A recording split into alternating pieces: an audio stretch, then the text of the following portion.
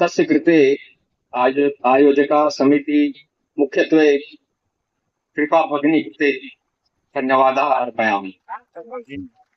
अनुगृहीतोऽस्मि अस्मि। अद्य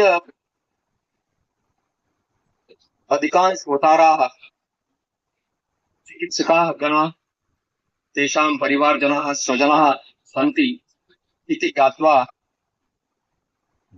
अति हर्ष जातः, प्रसन्नोऽस्मि।